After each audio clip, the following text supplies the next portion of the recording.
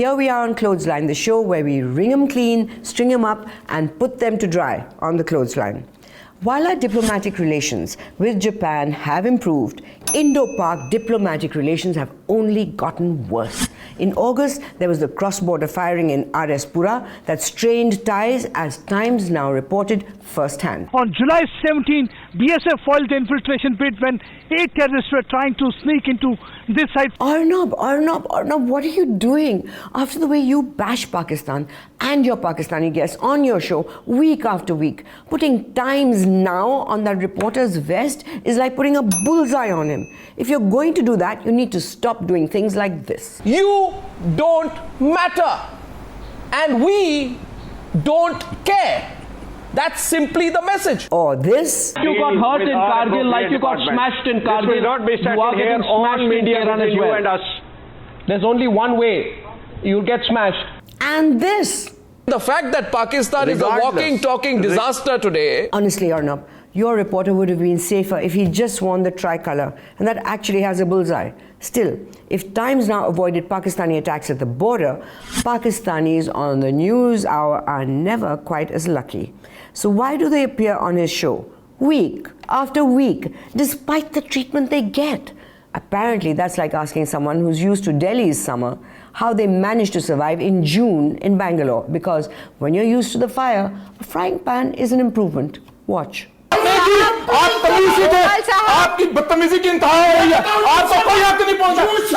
Watch the guy in the middle. Just watch the guy in the middle.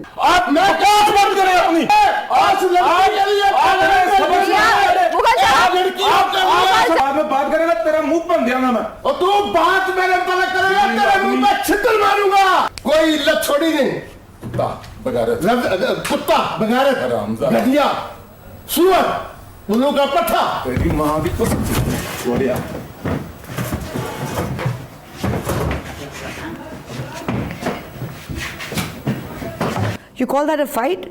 जबान ते बहुत चलदी है. जब लड़न दा टाइम आया तो नचन लग गए.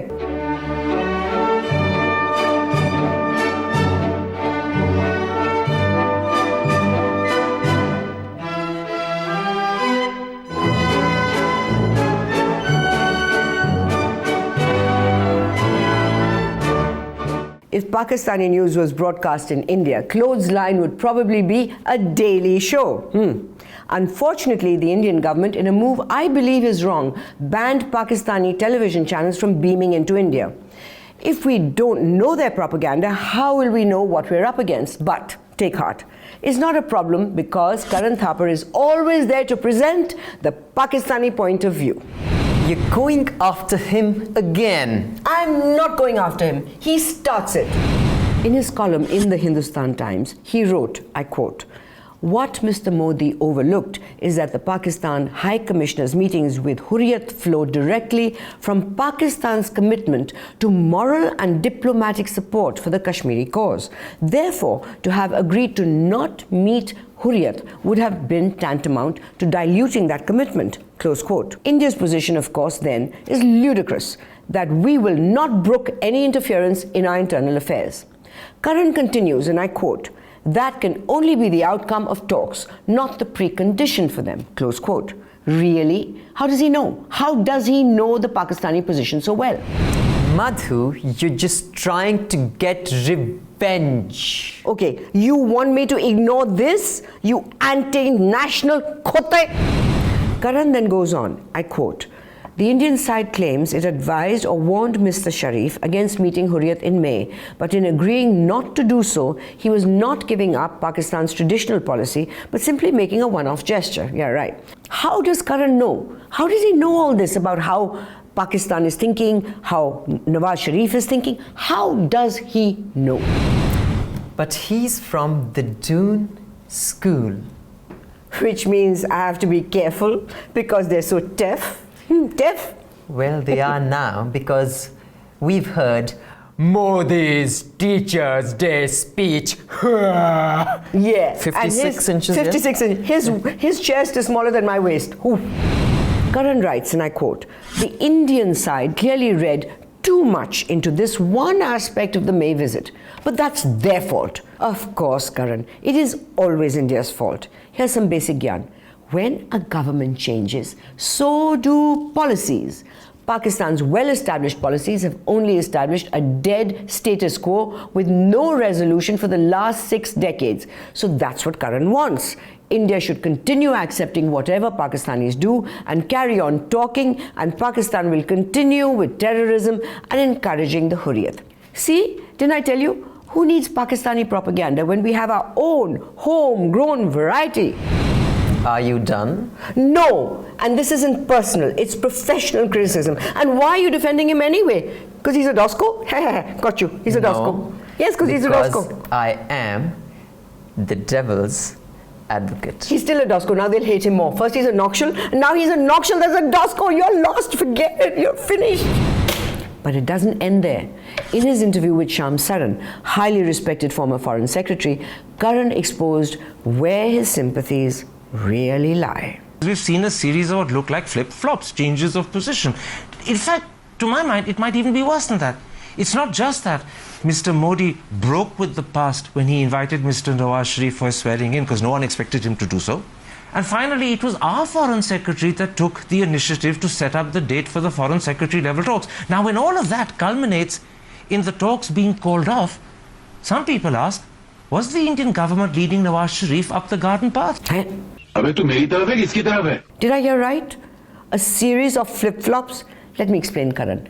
Narendra Modi showed his intentions for peace by inviting Nawaz Sharif, but stands firm on interference in India's internal affairs. A journalist planting the phrase, India is leading Pakistan up a garden path, puts a seed of propaganda, and then he proceeds to water it.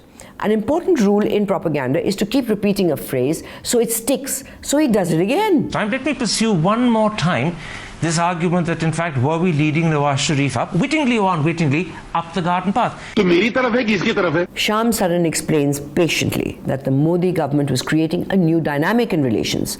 Then Karan proceeds to pour more water on the propaganda seed. So did all this talk about consciously and deliberately following Mr. Vajpayee's path once again mislead Nawaz Sharif? India misleading Nawaz Sharif, Karan goes on and talks about Indian rhetoric and is corrected by Saran.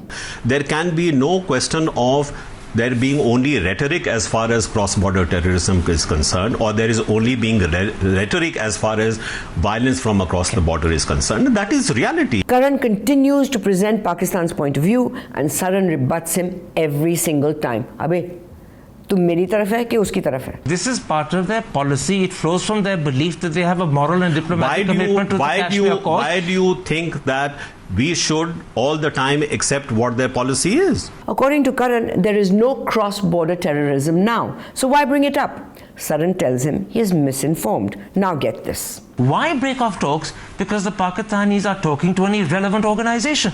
Now, in fact, you might have ended up boosting Hurriyat and giving it a fresh lease of life, which is clearly not in your interest to do. Not in your interest to do? Your interest? Shouldn't it be our interest? There are other ways of breaking off talks. I'm sorry. You don't have to embarrass him. It seems like Karan got a call saying, मुझे बहुत embarrassment हो गई यार. अरे करण भाई, तू मेरी तरफ है कि उसकी तरफ है? Then the cherry on top was this exchange. But what makes you think that it is the Indian government which will step down? What makes you think the Pakistanis are willing to? What makes us think? We can't guess what the Pakistanis are willing to do or not, but we can trust Karan in that he will always let us know what the Pakistanis are thinking, planning, willing to do or not. So in that, given that Pakistani television is banned in India, Karan will remain our most valuable asset in the Indo-Pak talks. That brings us to the big question, the big question. Tu meri taraf hai ki uski taraf hai? Now, while Karan was against the Indian government suspending talks with Pakistan, the Kashmir Assembly too favored the resumption of talks. But Arnab was having none of that and decided to pummel his Kashmiri guest into submission. Mr. Rana, this is not a speech time. This is the news hour. You better take my question, Mr. Rana. For the nation. So take my question. International business sitting in the studio, Jana Bakshi. Take my question. Wore an olive green, and I did not wear an olive green. So take my question. Olive green alone does You not. take my question, Mr. Rana. Mr. Goswami, sir, I am deeply... Take my question, Mr. Rana. Take my question now. Pro-Pakistan. Take my question now. Take my question now. You take my question, Mr. Rana. Calm down, Mr. Rana. Calm down and take my question. People of Jammu and Kashmir. Take my question. Proud of that. So take my question now. Now take my question. Please keep quiet for a minute and take my question. Now, Mr. Rana, calm down first. I need water. It finally happened. He nearly killed the guest. But if the news hour is stressful for his panelists, it must be stressful for Arnab too. To deal with panelists, luckily for Arnab, one of his callers took over for him. It was brilliant. Farhad Modi. Yes, good evening, Farhad. Hi, Arnab. Hi. Okay, Arnab, I will just take 30 seconds. Go ahead. But before that, when I'm speaking, I do not want Sambit Patra to interrupt. Sambit Patra, are we in agreement on this? Please do not Here only Arnab interrupts, no one else interrupts. Ask Arnab to interrupt. I asked questions first. I just told you don't interrupt and you already started. You are asking me, should I or should I not? No, I'm not asking you, I'm telling you, keep quiet till I finish. I'm liking this. Keep quiet till I finish. Keep quiet till I finish. Okay. Please start your question, man. You cannot continue with a single line for us. I will. Don't worry about that. Keep quiet. You're still speaking. Keep quiet. Arnab. No, answer Farhad Modi. Why do you say Arnab? Last year, TRAI instituted a cap of 12 minutes per hour on advertising on news channels. While most channels have complied with the ruling, India TV decided to innovate. Watch. 2.5 साल के सबसे ऊंचे स्तर पर पहुंची GDP अप्रैल से जून के बीच 5.7% की दर से विकास, मैन्युफैक्चरिंग और माइनिंग सेक्टर में सुधार. Smooth. TRAI will never catch hold of that.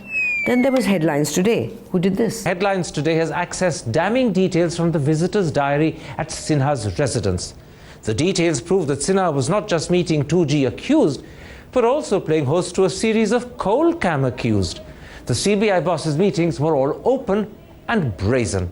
It's a Headlines Today exclusive. Great job, Headlines Today. An exclusive.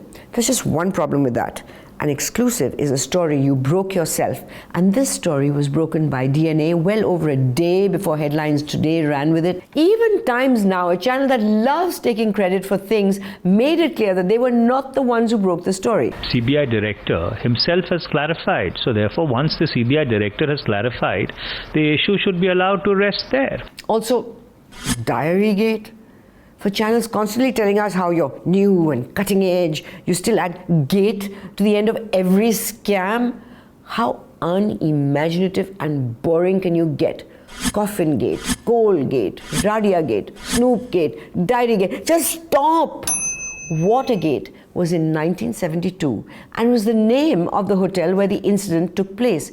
It wasn't a water scam. So, can we please stop adding gate to the end of every scam you find? Since we started with Pakistan, let's end with Pakistan. हम actually political ideologies के जमील साहब लोग जो है उनकी भड़वत करते हो जमील साहब यूसुफ साहब भड़वत करते हो भड़वत करते हो यार